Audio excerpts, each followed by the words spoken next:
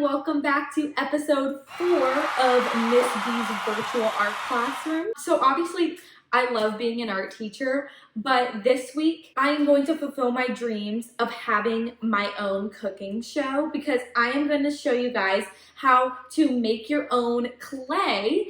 All you're going to need for this clay is flour, salt, and water. So I want to show you guys just a really simple, easy mixture that you can do to make your own clay. And then if you have your own paint, like acrylic or tempera, which is just regular kids paint, you can bake your clay and then you can paint it afterwards. So without further ado, let's go ahead and get started.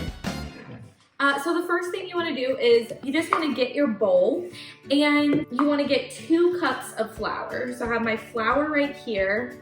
I'm going to measure 2 cups. We've got 1 and 2. Then you want to just do half a cup of salt. So I'm just going to stick with my measuring cup here and then just kind of eyeball half.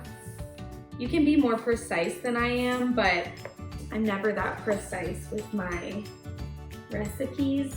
Maybe that's why I don't have my own cooking show. I don't know, makes sense. The third thing you want to do and the final step is 3/4 cup of water.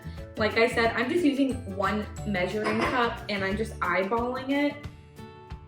And after you have put all of your mixture, go ahead and grab a spoon and just start mixing that all together. And it's gonna basically look like you're making bread. Oopsies. So once it's starting to kind of like mold together, go ahead, this is where it's gonna get real fun. Go ahead and start kneading it with your hands and trying to make it one giant ball of clay, okay? You can go ahead and put it on your surface. Make sure that it's all stuck together. If it's a little bit dry, like mine feels a little bit crumbly, I'm just gonna add a little bit more water. If yours is a little too sticky, you can add a little bit more of your flour.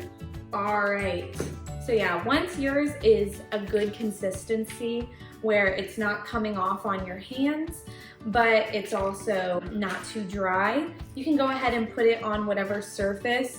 What I did, I just put down one of those paper bags you get from the grocery store and I just opened it up. Also, stay tuned, I have an added challenge at the end in case you either don't have the resources to make your own clay, but you still want to get creative, or if you had so much fun with this and you want to do something a little extra, I have a little added challenge at the end of this video. So she's all kneaded and she's ready to go. Now you can decide what you want to make out of your clay. What I'm gonna do is I'm gonna make some flowers because it is springtime. You can really mold anything that you want out of this clay. If you wanna roll it out and maybe cut some shapes out, you can do that as well. But if I was gonna make a flower, what I would want to do is start off with just a little oval like this. I'm gonna make a rose. So I'm gonna start with just the middle like this. And then all you need to do, it's super easy, is just start molding your petals. So all I did was break a little piece off and I flattened it almost like a little pancake. And I just kind of left it like that, and that's gonna be a petal. And all you need to do is just keep going around and around and forming your rose like that with each petal. And it's okay if they're slightly different sizes. And then I'm just going to add it. Keep going around and around with those petals.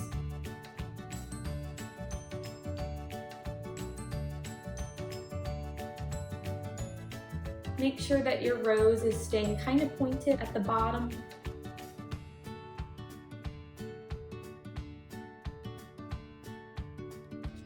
And And now I think I might make 2 more just because I've got some extra clay.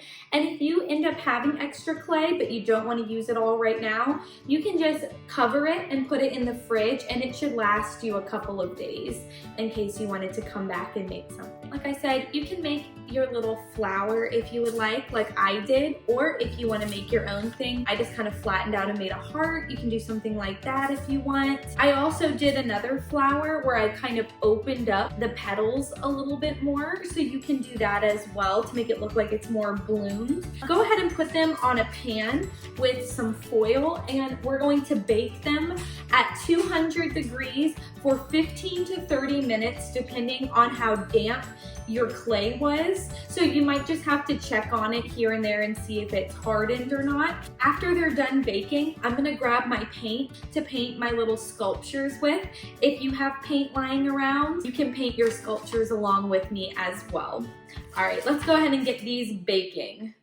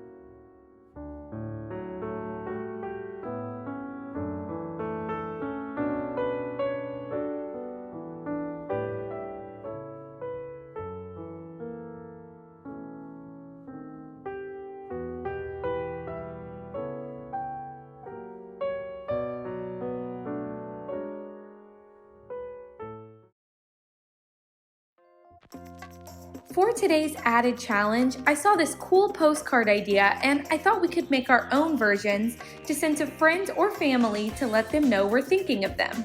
I decided I'm going to make 5 and send them to each of my best friends. Grab a piece of paper and pencil and start by drawing a circle for each person you'd like to include, including yourself. This is going to be the backs of everybody's heads.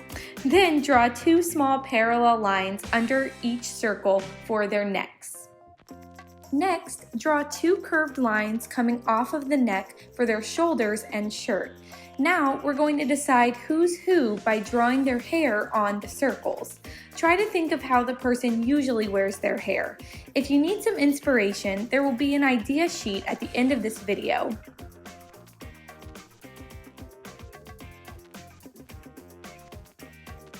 Whoops, just realized I forgot somebody. Then I'm going to draw 2 more lines to make arms. You can decide if your person is wearing long sleeves or short sleeves, and you can even give the back of their shirt a design.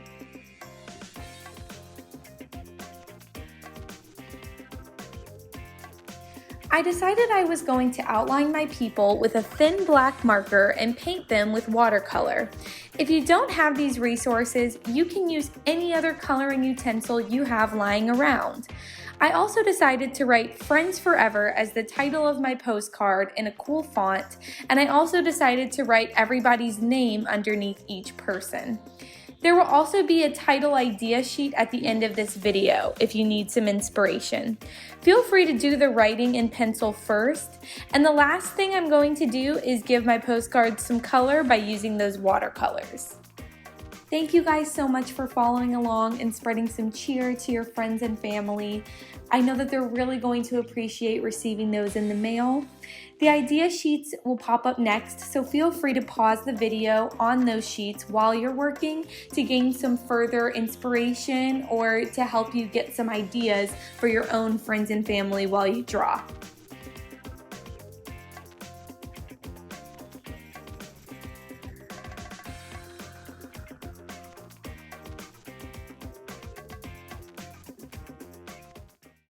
Alright, thank you guys so much for watching. I hope that y'all enjoyed this video and that y'all stay creative this week.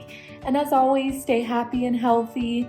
I miss you guys, and it looks like it is time to go for a walk. So I'm gonna go walk this girl. Alright. Have them create